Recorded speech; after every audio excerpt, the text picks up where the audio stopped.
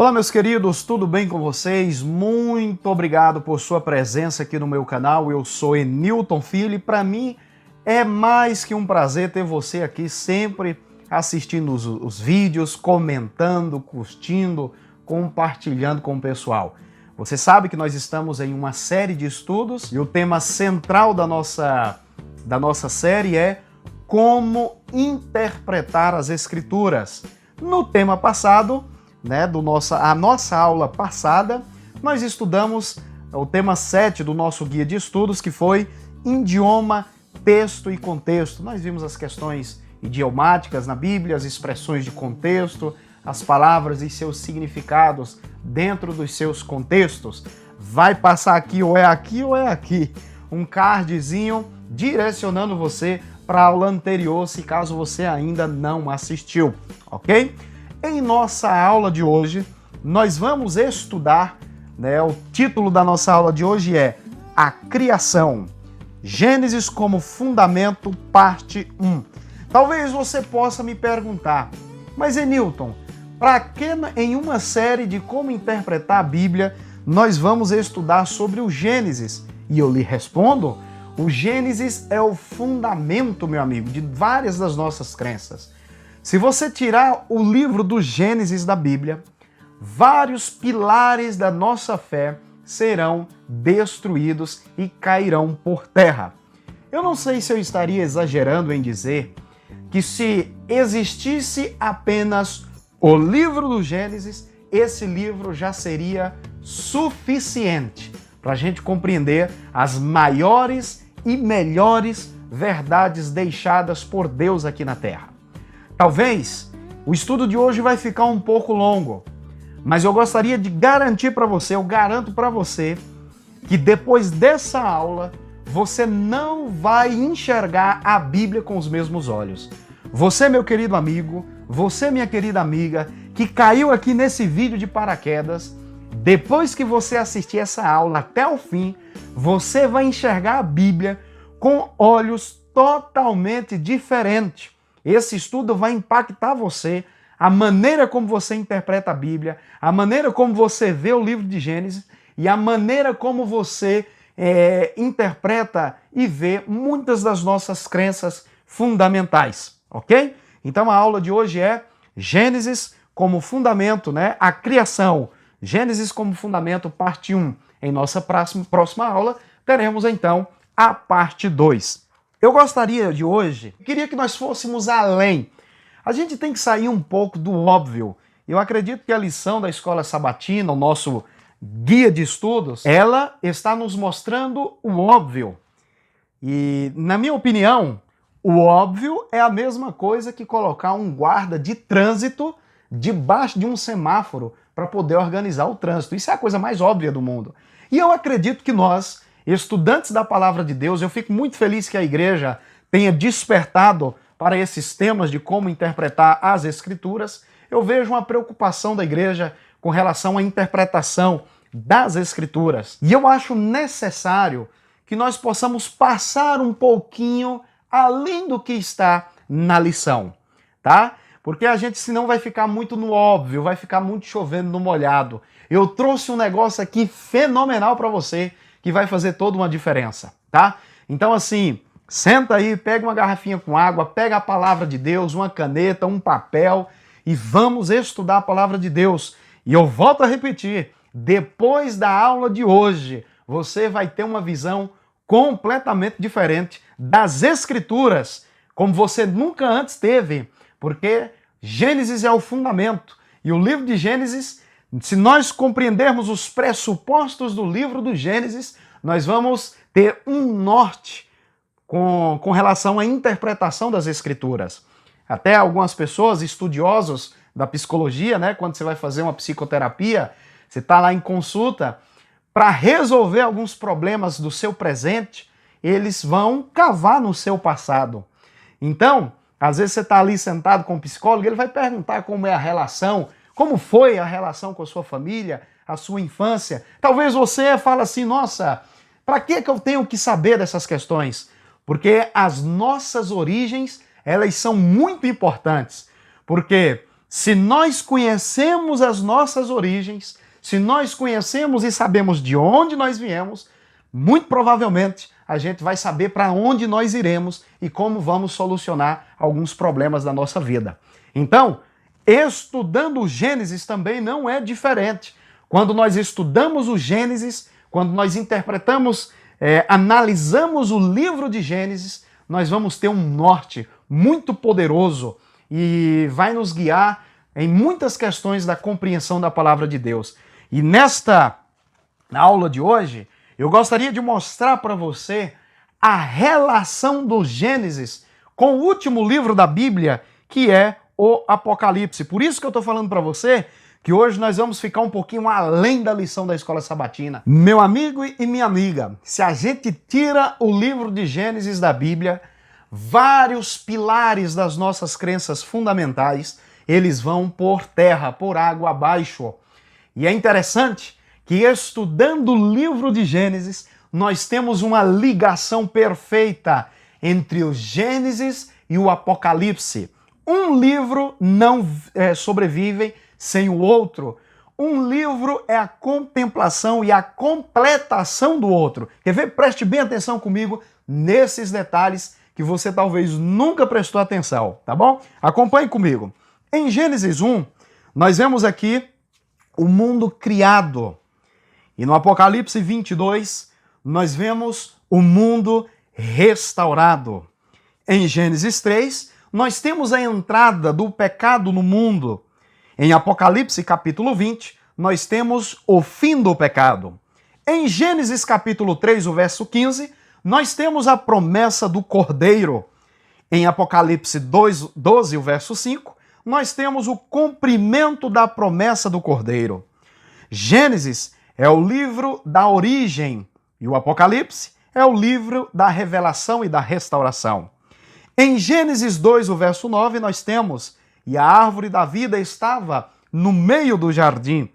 Em Apocalipse 22, verso 2, também temos a mesma árvore no meio da sua praça, e de outro lado do rio estava a árvore da vida. E havendo lançado fora o homem, pôs querubins ao oriente do jardim, e uma espada inflamada que andava ao redor, para guardar o caminho da árvore da vida.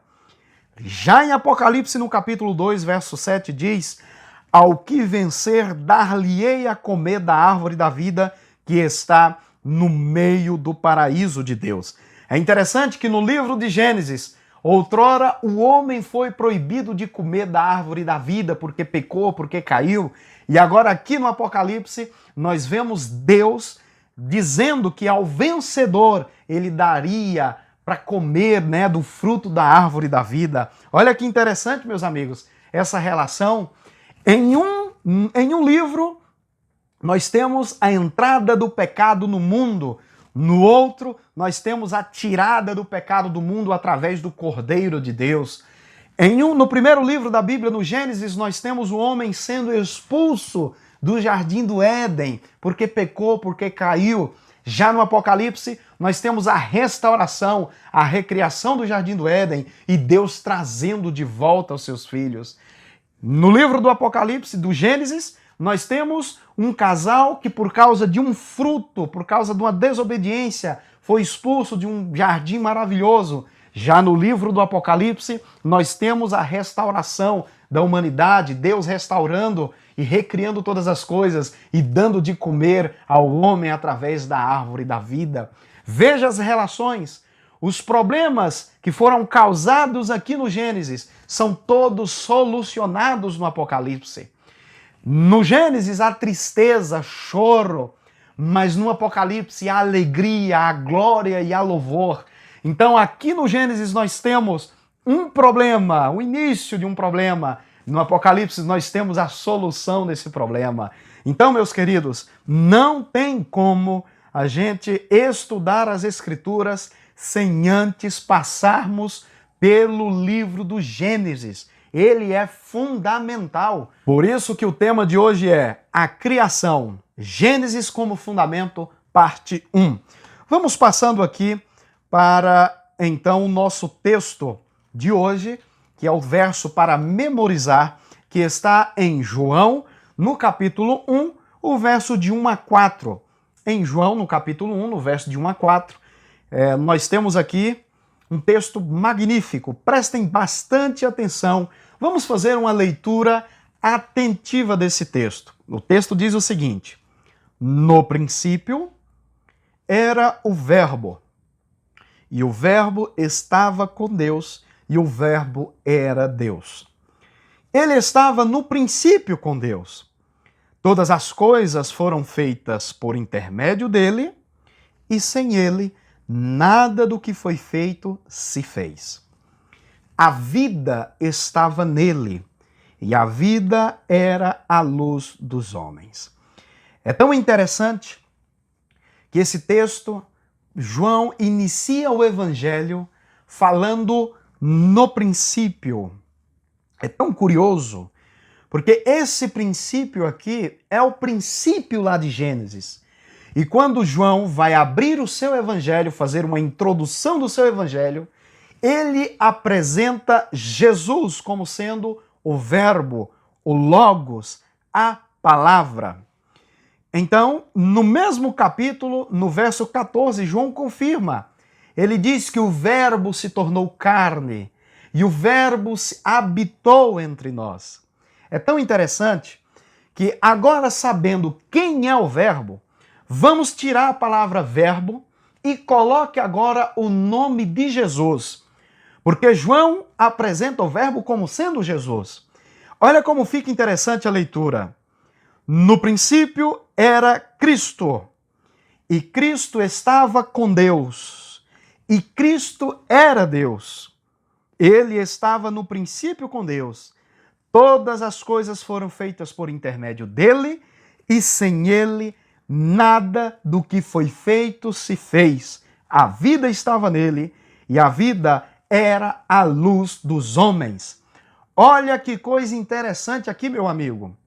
Há muitos por aí que dizem que Jesus é uma criatura, que Jesus foi criado por Deus, que Jesus foi gerado por Deus. Só nesse texto bíblico aqui, a gente já destrói toda e qualquer teoria herética sobre essa afirmação. Por quê? No princípio era o Verbo. Que princípio é esse? Além do tempo, acima do tempo, ou seja, Jesus ele está acima do tempo. Jesus ele é um ser atemporal. No princípio era o Verbo estava com Deus. Jesus estava com as outras pessoas da divindade. E é tão interessante que o texto confirma, e o Verbo, Jesus, ele era Deus. E ele estava no princípio com Deus, criando todas as coisas. Meus queridos irmãos, esse texto aqui, ele é um tapa na cara de muito herege por aí que diz que Jesus é uma criatura, que Jesus foi criado, porque o texto diz, todas as coisas foram feitas por intermédio dele. E sem ele, nada do que foi feito se fez. Agora pensa comigo, raciocina comigo. Se Jesus fosse um ser criado, se Jesus fosse um ser gerado, como dizem por aí, como ele poderia ter criado todas as coisas? Se tudo foi feito por ele, se tudo foi criado por ele, por intermédio dele, como é que ele, sendo uma criatura, iria criar alguma coisa? Como é que ele, sendo criatura, ele iria criar ele mesmo, se todas as coisas foram criadas por ele? Só nesse texto aqui a gente desmantela qualquer teoria herética que diz que Jesus foi uma criatura. Meu amigo, eu tô dizendo para você que a aula de hoje vai pegar fogo. Esse vídeo de hoje aqui, meu amigo, vai ser o vídeo mais pipoco desse canal aqui, da história desse canal. Eu nunca vi um tema tão forte como esse aqui, viu? Se você for parar para analisar, os primeiros capítulos do livro de Gênesis são fundamentais para o restante das Escrituras. Os principais ensinamentos ou doutrinas da Bíblia têm sua fonte nesses capítulos. Gente, o livro de Gênesis, ele é o fundamento para muita coisa na Bíblia. Por isso é que eu estou falando para você, há uma luta diabólica para tentar destruir o livro de Gênesis. O diabo ele odeia esse livro porque os pilares das nossas crenças, da nossa fé, está nesse livro, os fundamentos. E o texto aqui continua dizendo, viu? Olha o tanto de pilares e olha o tanto de fundamentos que temos aqui. No livro de Gênesis, só nos primeiros capítulos, nós temos a natureza da divindade trabalhando em harmonia com Pai e Filho, e o Espírito Santo para criar o mundo e o que nele há, culminando na humanidade. O livro de Gênesis também nos apresenta o sábado, nós vamos falar sobre isso, e o vídeo de hoje é para pouco, viu? No livro de Gênesis nós vemos a questão da origem do mal, o Messias e o plano da redenção, o dilúvio universal, a aliança, a dispersão das línguas e pessoas. Nós vemos também as questões das genealogias. Lembra vocês que eu falei que é importante a gente saber nossas origens, de onde nós viemos? No livro de Gênesis também nós vemos o poder da palavra falada de Deus, quando Deus falou e as coisas foram surgindo, certo? Nós vemos também a questão da natureza da humanidade, o caráter de Deus. No livro de Gênesis nós vemos o fundamento do casamento entre um homem e uma mulher. Nós vemos a questão da administração da terra e seus recursos e a prometida esperança de uma nova criação. Tudo isso aqui está fundamentado no livro de Gênesis. Por isso que o primeiro tópico da nossa aula de hoje é no princípio. Nós vamos avaliar esse texto de uma ótica muito curiosa. E o texto é esse daqui, Gênesis capítulo 1, o verso 1, que diz o seguinte: no princípio, Deus criou os céus e a terra. É curioso notar que a palavra Deus aqui, ela está em hebraico e ela está em uma forma plural. Ou seja, no princípio criou deuses. Era como se a divindade, as três pessoas da divindade estivessem juntas aqui. E é tão curiosa que em Apocalipse fala que Deus, Jesus, ele é o alfa e o ômega, o princípio e o fim. Então, quando Gênesis 1 diz assim, ó, no princípio criou Deus os céus e a terra, era como se o autor estivesse dizendo, em Jesus, o princípio, em Jesus Deus criou os céus e a terra. Vocês estão conseguindo pegar essa linha de raciocínio, fazendo essas ligações? Olha que coisa interessante. Então, quando nós analisamos essa palavra, no princípio, nós temos grandes verdades. Primeira, a Bíblia inicia com as palavras mais sublimes e mais profundas, mas ao mesmo tempo que contém uma profundidade incomensurável. Na verdade, se você for avaliar essa palavra do ponto de vista filosófico, em que o homem sempre buscou perguntas, o homem sempre buscou, do ponto de vista filosófico, respostas para essas perguntas. De onde viemos? Para onde vamos? E aqui nós temos a resposta nessa frase. Por quê? A gente sabe através desse texto que Deus ele é um ser que existe antes do tempo ser criado.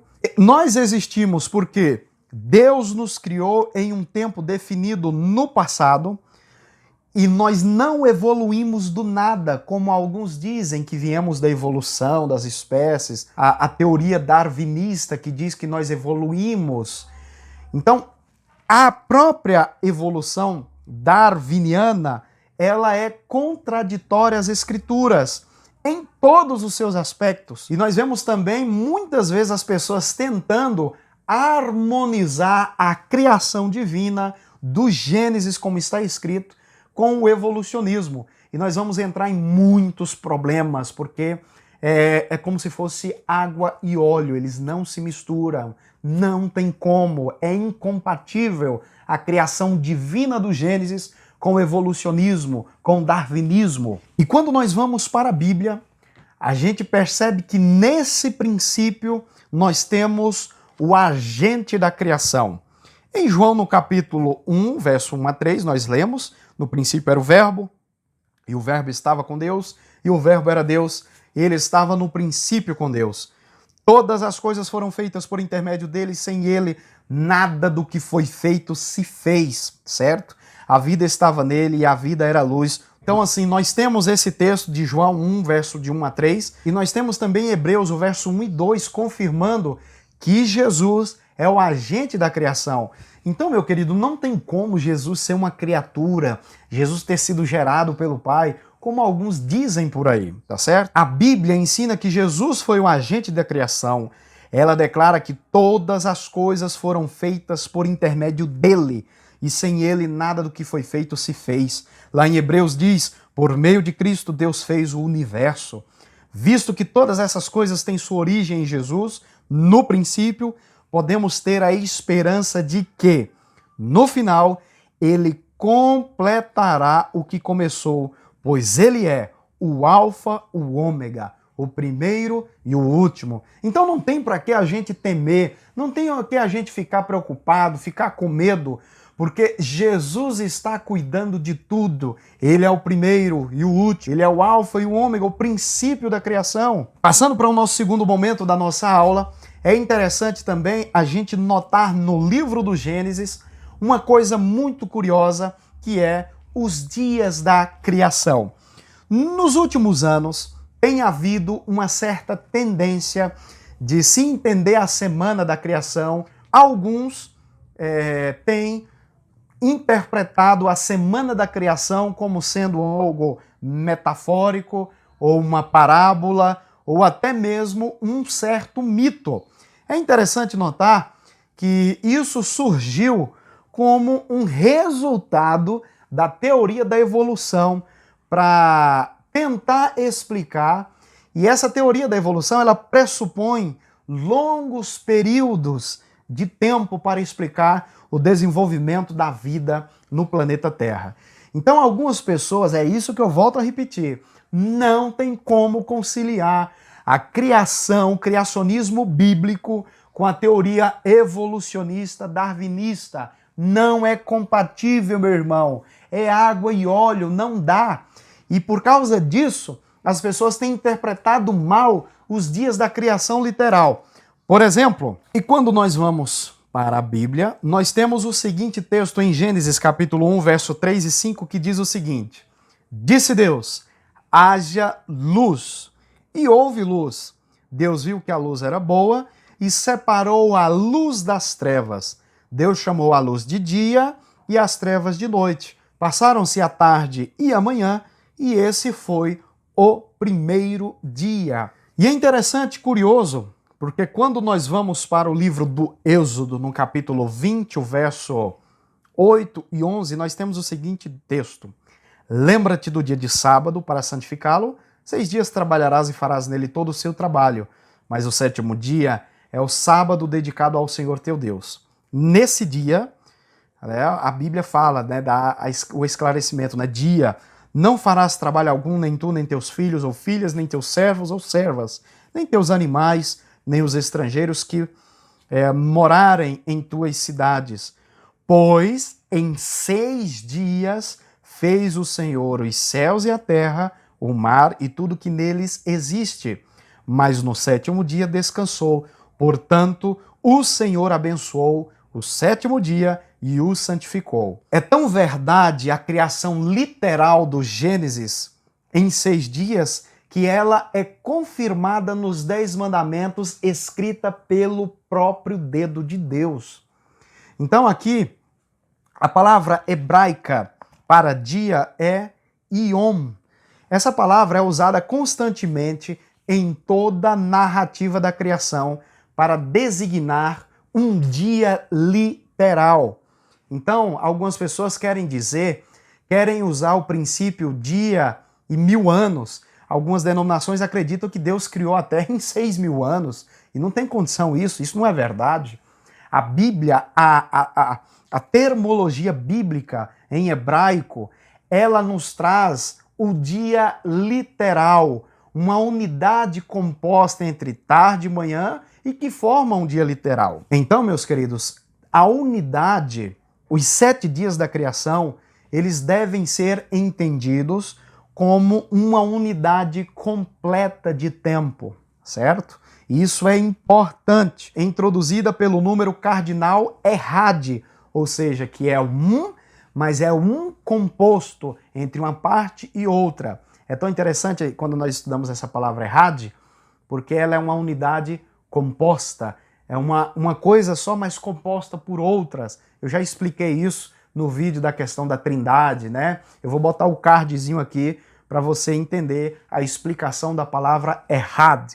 Então, um dia só na Bíblia é um dia literal, certo? De 24 horas, composto por uma tarde e uma manhã. Isso tem que ficar, ó, clarinho, porque senão a gente vai causar muitas confusões na Bíblia, tá certo?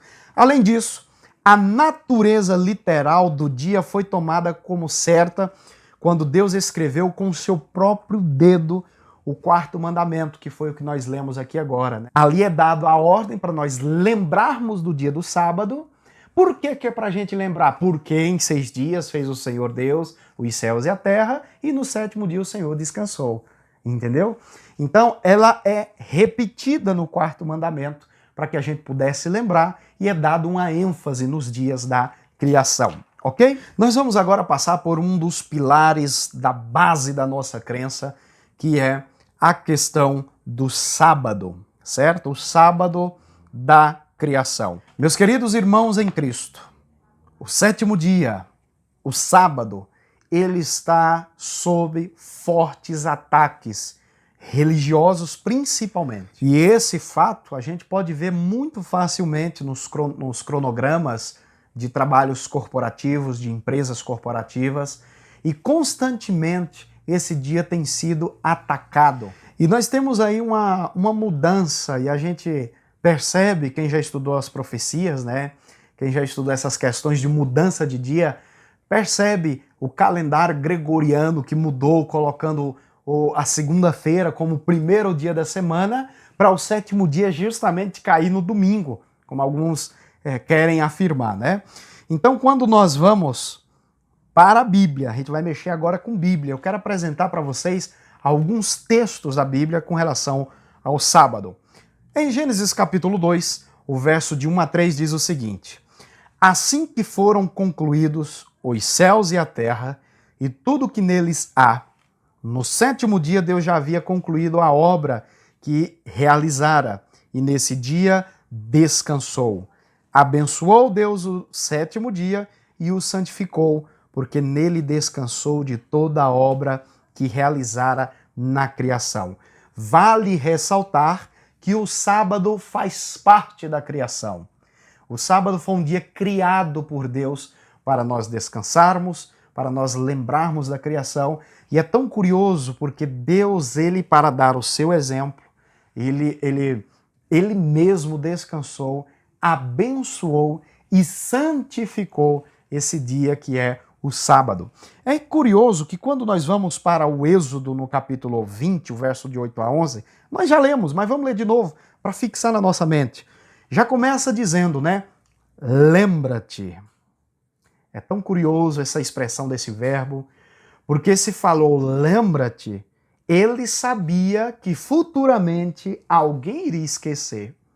A gente não manda alguém lembrar de algo se essa pessoa corre o risco de esquecer. Fulano, lembra daquele negócio lá, não esquece não, viu? Para a pessoa ficar antenada, ligada, né? Lembra-te do dia de sábado para santificá-lo. Trabalharás 6 dias e farás nele todos os seus trabalhos. Olha que interessante, Deus fala que os 6 dias são nossos, para a gente cuidar dos nossos trabalhos, para a gente cuidar das nossas coisas. Olha aqui, ó, trabalharás 6 dias e neles farás todos os seus trabalhos. Então os 6 dias é seu, são meus para a gente cuidar do nosso trabalho, para a gente realizar as nossas coisas. Mas o texto diz, mas o 7º é o sábado dedicado ao Senhor teu Deus. Ou seja, esse dia não é nosso, é dele, tá certo? Nesse dia não farás trabalho algum, nem tu, nem teus filhos ou filhas, nem teus servos ou servas, nem os teus animais, nem os estrangeiros que morarem em tuas cidades. Pois em 6 dias fez o Senhor os céus e a terra e o mar e tudo que nele existe, mas no 7º descansou. Portanto, o Senhor abençoou o dia e o santificou, né? Deus abençoou o sétimo dia e o santificou. Então, por que é para a gente observar esse dia? É porque Deus fez. Entendeu? Alguns querem debater, querem colocar, não é mais, não é mais. Não, aqui é uma condição. Aqui ele está falando o seguinte, ó. Lembra que do dia de sábado, 6 dias você trabalharás, farás toda a tua obra, mas no sétimo dia é o sábado do seu Deus. Não faça nada nele. Por quê? Aí ele vai responder, porque em 6 dias o Senhor fez os céus e a terra, e no sétimo ele descansou. Então, assim, está aqui a resposta, o porquê que a gente não deve transgredir esse dia maravilhoso que Deus separou para a gente recarregar as nossas baterias. É tão interessante, meus queridos, que o sábado ele é um dia diferente de todos os outros. A gente vem corrido, né, a vida, aquele batidão do trabalho e tal, chega a sexta-feira pela tarde, a gente toma aquele banho, descansa, recebe o sábado, e a gente passa o sábado recarregando as baterias, as energias, para receber o primeiro dia da semana, que é o domingo, biblicamente, né? Vamos continuando aqui na leitura, e o texto diz o seguinte, em Marcos 2, o verso 27 e 28, e então lhes disse, o sábado foi feito por causa do homem, e não o homem por causa do sábado. Assim, pois, o Filho do Homem é Senhor até mesmo do sábado. Meu querido, a Bíblia é clara em dizer, vamos deixar de loucura, vamos interpretar as coisas direito, certo? A Bíblia está falando que Jesus é o Senhor do sábado. A Bíblia não está falando que Jesus é o Senhor do domingo, porque ele ressuscitou no domingo. A Bíblia não está falando que Jesus é o Senhor da segunda-feira. Alguns chegam para mim e falam, mas o sábado, todo dia é um dia especial, a gente pode separar um dia qualquer. Não, é esse que Deus quer. Lembra vocês nas aulas anteriores, quando eu falei, quando nós colocamos as tradições acima da palavra de Deus, quando nós colocamos o racionalismo humano acima da palavra de Deus, quando nós colocamos as nossas vontades acima da palavra de Deus, a gente vai cair em problemas. Quando nós interpretamos a Bíblia como ela é, meus queridos, como está escrito, é esse dia aqui, não é outro, acabou, ponto final. Você vai debater com a Bíblia, está escrito. Né? Você vai ficar igual o diabo? Não, mas também está escrito. Não vai usar texto fora do contexto. Está escrito aqui, ó. Jesus, ele é o Senhor do sábado, e o sábado foi feito por causa do homem, e não o homem por causa do sábado. Vocês estão conseguindo entender? E justamente esse pilar do Gênesis que tem sido mais atacado, mais destruído e mais quebrado. Jesus, quando fez essa declaração, ele fez de uma forma autoritativa, porque ele criou o sábado como um sinal e selo eternos da aliança de Deus com o seu povo. Então, o sábado não era um sinal apenas para o povo hebreu, mas para toda a humanidade, certo? Então, Gênesis indica 3 coisas que Jesus fez depois de ter criado o sábado. Ele descansou, ele abençoou o dia sétimo e depois o santificou. A palavra santo é separado, separação, certo? Nenhum outro dia na Bíblia recebeu essas 3 designações. Então não me vem para cá com esse negócio de domingo, não vem dizer que, porque Jesus ressuscitou no domingo, agora esse é o dia. Não, filho, não tem isso, certo? Aqui, ó, nenhum outro dia na Bíblia recebeu essas 3 designações, ok? Contudo, essas 3 ações, elas foram repetidas no 4º mandamento, quando Deus escreveu com o seu próprio dedo, certo? E apontou para a criação como fundamento para o sábado, ok? Nós vamos passando agora para o próximo pilar, o próximo fundamento do livro do Gênesis, que é a questão da criação e do casamento. Meus queridos amigos, eu até agora tenho que tomar cuidado com as palavras que vou dizer aqui, porque talvez esse vídeo pode ter a ser até removido do YouTube, uma vez que o mundo ele está deturpado, o mundo está uma loucura. A última década testemunhou enormes mudanças na maneira como a sociedade e os governos definem a questão do casamento.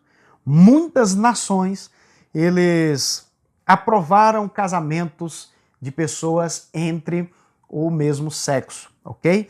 eu quero deixar bem claro para você, meu querido amigo, ouvinte, minha querida amiga, que Deus ama você e Jesus morreu na cruz por você. Mas eu, como seu irmão em Cristo, eu tenho que apresentar para você o que está escrito na Bíblia, ok? Eu tenho que apresentar para você o que está escrito na palavra. O mundo por aí fala de uma maneira, porém eu vou apresentar para você o que está escrito. Eu não estou julgando aqui ninguém, não é meu papel julgar, mas o meu papel é mostrar para você a verdade. Porque a maior prova do amor de Deus pela humanidade é a restauração do homem à sua imagem e semelhança através da morte de Cristo na cruz do Calvário. Então quero que você entenda onde eu quero chegar, não estou aqui para magoar e machucar ninguém. Algumas pessoas têm defendido na Bíblia posturas equivocadas e que é uma abominação aos olhos de Deus. Então eu vou mostrar para você biblicamente essa questão delicada em que nós vamos entrar agora. Há uma luta constante do inimigo de Deus para destruir esses pilares do Gênesis, o sábado, o casamento entre um homem e uma mulher que foi criado por Deus. E aqui em Gênesis, nós temos aqui o texto que eu gostaria de começar a ler com você, ok? Que diz o seguinte: Então disse Deus, façamos o homem à nossa imagem, conforme a nossa semelhança. Domine ele sobre os peixes do mar, sobre as aves do céu, sobre os animais grandes de toda a terra e sobre todos os pequenos animais que se movem rente ao chão. Criou Deus o homem à sua imagem, a imagem de Deus o criou, homem e mulher os criou. Deus os abençoou e lhe disse: sejam férteis e multipliquem-se, encham, subjuguem a terra, dominem sobre os peixes do mar, sobre as aves do céu e sobre todos os animais que se movem pela terra. Ou seja, meus queridos, Deus ele criou homem e mulher. E ele deu a ordem para o casal: multipliquem-se. E como é que você acha que essa forma iria acontecer? Como é que você acha que essa multiplicação iria acontecer? Claro que seria através de uma relação íntima entre os casais, entre o homem e uma mulher, que foi criado por Deus, instituído por Deus, certo? Em Gênesis 2:18 diz: Então o Senhor declarou: não é bom que o homem esteja só. Farei para ele alguém que o auxilie e que lhe corresponda. Então, Deus criou o homem e a mulher. Já aqui no capítulo 2 de Gênesis, vai dizendo que Deus observou Adão só. E Deus então declarou: não é bom que o homem esteja só. Eu vou fazer para ele uma auxiliadora, alguém que ajude ele em algumas questões, uma companheira. E aqui em Gênesis, no capítulo 2, 21 e 24, do 21 ao 24, nós temos o texto de Deus então criando a Eva. E aqui temos: então o Senhor Deus fez o homem cair em um profundo sono, e enquanto este dormia, tirou-lhe uma das costelas, fechando o lugar com carne. Com a costela que havia tirado do homem, o Senhor Deus fez uma mulher e a trouxe a ele. Então disse o homem: esta sim é osso dos meus ossos e carne da minha carne. Ela será chamada de mulher, porque do homem foi tirada. Por essa razão, o homem deixará pai e mãe e se unirá à sua mulher, e eles se tornarão uma só carne. Vocês estão percebendo aqui? A Bíblia fala entre o casamento, o primeiro casamento realizado na Bíblia por Deus, pela divindade. Deve que foi uma coisa muito linda, né? Deus, os anjos, e ali realizando o primeiro casamento, né? Entre um homem e uma mulher. Nós continuamos aqui. Depois que Deus cria o casal, nós vemos agora a queda. Estava tudo muito bom. Você vê que tem a expressão de Deus, né? E isso foi bom. Quando Deus criou o homem na sexta-feira, no sexto dia, Deus ele fala, né? É muito bom. Só que vocês sabem, o inimigo ele tenta atrapalhar todos os planos. Tenta, mas ele não consegue, porque Deus tem a solução. Deus já tinha um outro plano. E ali então, o inimigo seduz a mulher, e você conhece a história, engana Eva e ela vai, come o fruto e dá o fruto para o seu marido. E agora nós temos um problema, que é a origem, né, a entrada do pecado dentro do jardim com a desobediência do casal. Então, meus queridos, a Bíblia apresenta uma ligação ininterrupta entre a criação perfeita e a queda, o Messias prometido e então a redenção.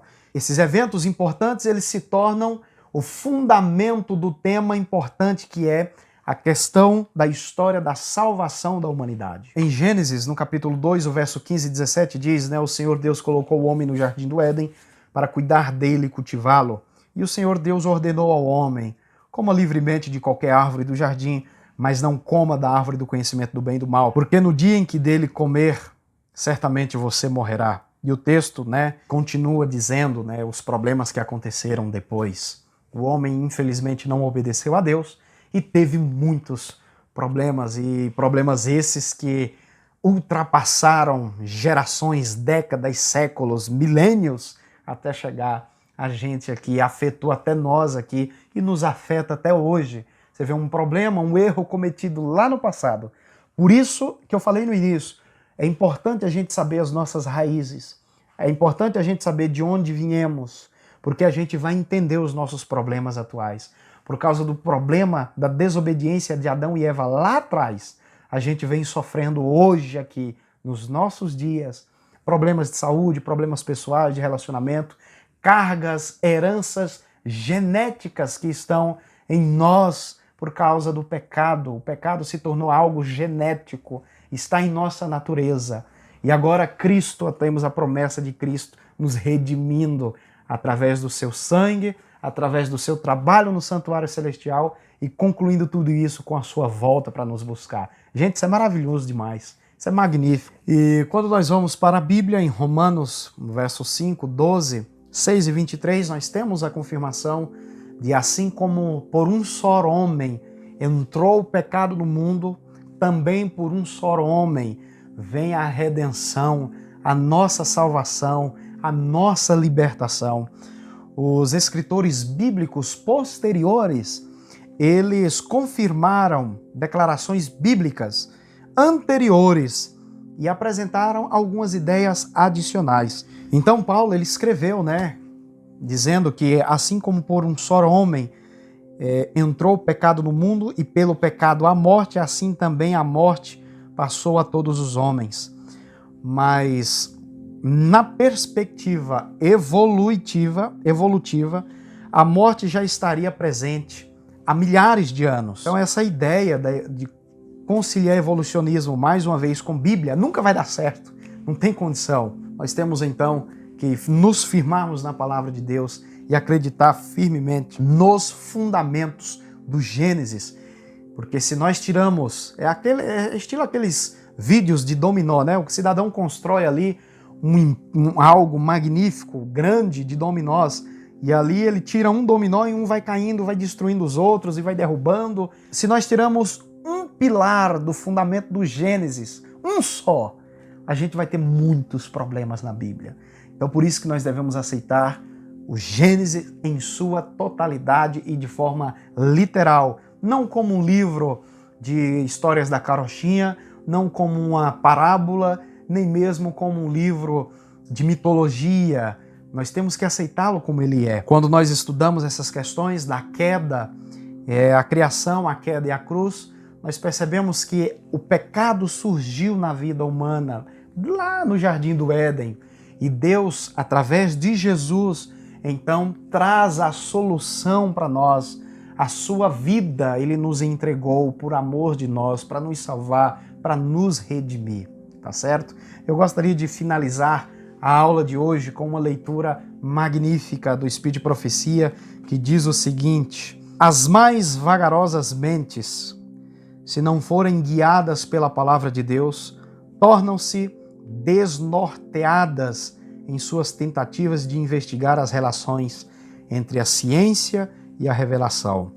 O Criador e suas obras encontram-se além da compreensão dessas pessoas, visto que não conseguem explicar esses fenômenos pelas leis naturais, afirmam que a história bíblica é indigna de confiança.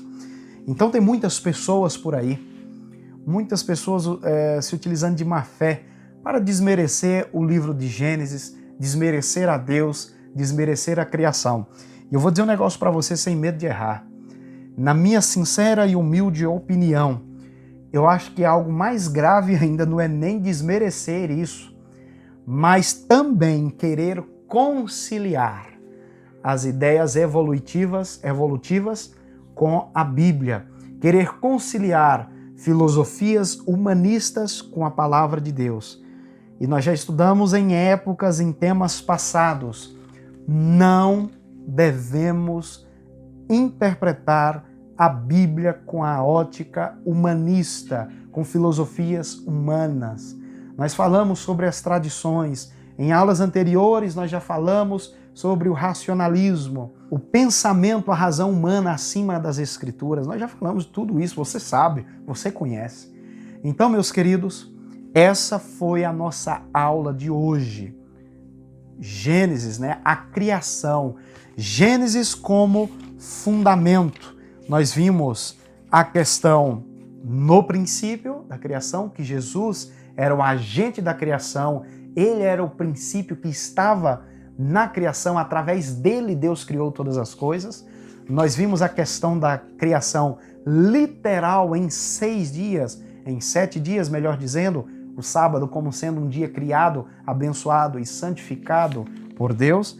Nós vimos, né, a questão do sábado, vimos a questão da criação e o casamento, nós vimos a questão da criação, a queda do homem e Deus agora com o seu plano de redimir, tornar o homem novamente a sua imagem e semelhança. Pois bem, meus queridos, eu vou ficando por aqui. Foi muito bom estudar com vocês esse assunto. Em nossa próxima aula nós vamos estudar a criação, Gênesis como fundamento, parte 2. Meu querido amigo, a próxima aula vai fazer você tremer na base. Por que é importante nós estudarmos o Gênesis? Porque Gênesis é o fundamento de como interpretar as Escrituras. Não tem como nós interpretarmos as Escrituras sem nós entendermos os fundamentos do Gênesis, em que o livro das origens, o livro do princípio, eles estão fundamentados, tá bom? Um forte abraço para você, eu vou ficando por aqui, beijão do seu coração, até o nosso próximo encontro. Que Deus abençoe.